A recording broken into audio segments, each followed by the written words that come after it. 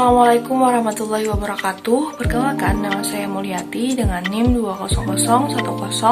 2001040401075. Saya membuat video ini dalam rangka memenuhi tugas middle test mata kuliah retorika dakwah yang mana diampu oleh Bapak Muhammad Rifat SAG MAG.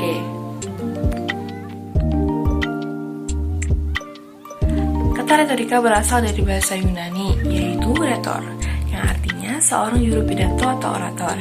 Retorika diartikan sebagai seni berbicara yang baik yang digunakan dalam proses komunikasi antar manusia. Disebut seni berbicara yang baik karena meliputi kemampuan berbicara dan berpidato yang singkat, jelas, padat, serta mengesankan. Wahnya, kepandaian seorang dai dalam berretorika sangat diperlukan. Mengapa?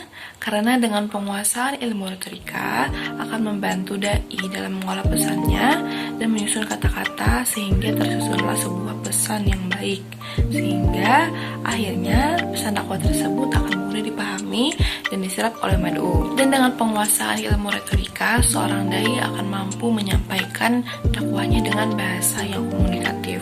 Juga dia akan mudah untuk memahami audiens, sehingga itulah sebabnya seorang dai perlu pandai dalam retorika. Periode awal dikenalnya retorika yaitu pada masa Yunani sekitar abad 4 dan 5 sebelum Masehi. Studi retorika pertama kali itu muncul di Sirakusa, yang mana Sirakusa merupakan ibu kota dari Sicilia yang masih termasuk wilayah kekuasaan Yunani. Pada tahun 467 Masehi, Koraks dan muridnya Tisias menerbitkan buku pertama tentang retorika yang berjudul Tekne Legon, yang artinya seni berkata-kata. Awalnya retorika pada masa Yunani hanya digunakan dalam ruangan pengadilan, tetapi kemudian banyak digunakan dalam perpolitikan.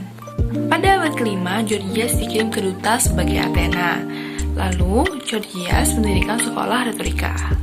Setelah itu, bermunculanlah para ahli retorika seperti Protagoras, Demosthenes, Plato, Aristoteles, dan Socrates, yang akhirnya masing-masing dari mereka mencetuskan teori-teori mengenai retorika. Setelah kerajaan Yunani digantikan oleh Romawi, retorika yang diajarkan oleh Aristoteles mendapatkan pembinaan yang baik di Roma. Dua tokoh yang terkenal saat itu yaitu Cicero dan Quintilianus, yang mana dua tokoh terkenal tersebut mengembangkan ajaran retorika yang diajarkan oleh Aristoteles. Jika pada abad pertengahan, pada saat itu demokrasi kerajaan Romawi mengalami kemunduran, sehingga otomatis retorika tersingkirkan. Dan pada masa itu disebut dengan The Dark of Age, yang mana artinya abad kegelapan. Jika agama Kristen berkuasa, retorika dianggap sebagai kesenian jahiliyah, sehingga banyak dari mereka yang melarang untuk mempelajari retorika yang dirumuskan oleh orang-orang Yunani dan Romawi. Satu abad setelahnya muncullah sebuah peradaban baru, yaitu diutusnya Nabi Muhammad SAW sebagai Rasul, yang mana bahasa komunikasi yang beliau lakukan itu bersifat persuasif, serta mengekspresikan dan merefleksikan kearifan dan kebijaksanaan dalam pesan-pesan yang menyentuh. Retorika pada masa modern. Pertemuan orang-orang Eropa dan orang-orang Islam menimbulkan sebuah resonans. Salah satu pemikir resonans yang menarik kembali minat orang-orang pada retorika adalah Peter Ramos. Seorang dai membutuhkan 6 prinsip agar dakwah yang dia sampaikan efektif. Yang pertama yaitu mengamalkan sebelum mendakwahkan.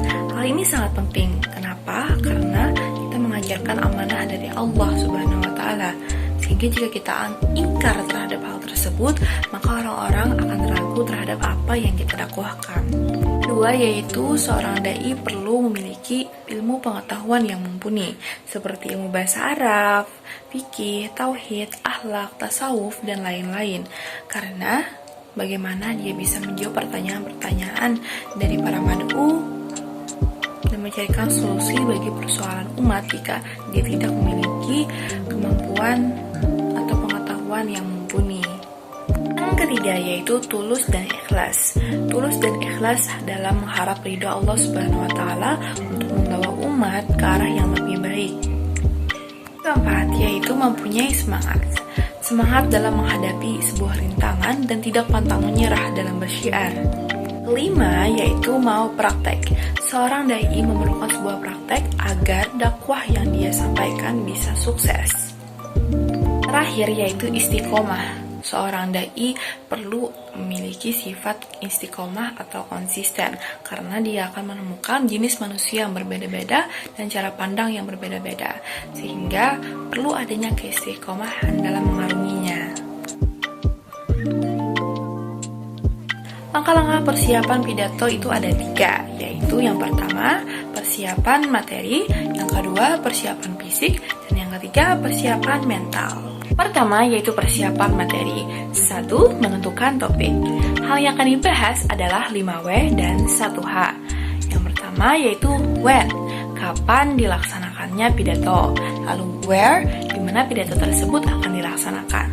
Dan who, siapa yang akan mendengarkan pidato tersebut. Lalu ada what, topik apa yang akan dibahas, why, tujuan diberikannya topik tersebut, dan how, bagaimana cara menyampaikan pidato. Yang kedua, yaitu mengumpulkan bahan. Mengumpulkan bahan bisa dari surat kabar, majalah, dan lain-lain. Juga bisa dengan mengajak orang lain untuk berdiskusi. Tiga, yaitu merumuskan judul. Judul harus berkaitan dengan topik. Judul yang baik itu memiliki 3 syarat, yaitu relevan, provokatif, dan singkat. Yang keempat, yaitu menentukan tujuan yang meliputi informatif, persuasif, dan rekreatif. Langkah terakhir yaitu menyusun kerangka pidato yang dimulai dari pendahuluan, lalu isi, serta penutup, dan ditulis dalam sebuah kertas agar mudah untuk dibaca kembali. Terakhir yaitu menulis kerangka pidato. Yang pertama yaitu ada pendahuluan, lalu isi, dan penutup. Setelah semuanya selesai, itu tulislah materi yang akan kita bawakan tersebut, sehingga akan mudah untuk kita baca kembali. Persiapan selanjutnya yaitu persiapan fisik. Jika kondisi kita prima, insya Allah pidato yang akan kita sampaikan akan berjalan dengan lancar.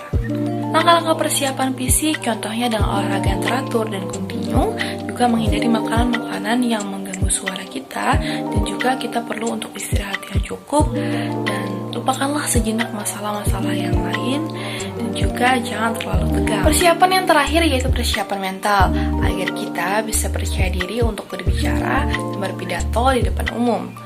Itu dengan cara berdoa kepada Tuhan. Yang kedua, meningkatkan akhlak dan moral, dan yang terakhir, berdialog dengan diri sendiri. Mungkin itu saja jawaban dari saya. Terima kasih atas perhatiannya. Mohon maaf apabila terdapat kesalahan yang saya sengaja ataupun tidak disengaja. Terima kasih. Wassalamualaikum warahmatullahi wabarakatuh.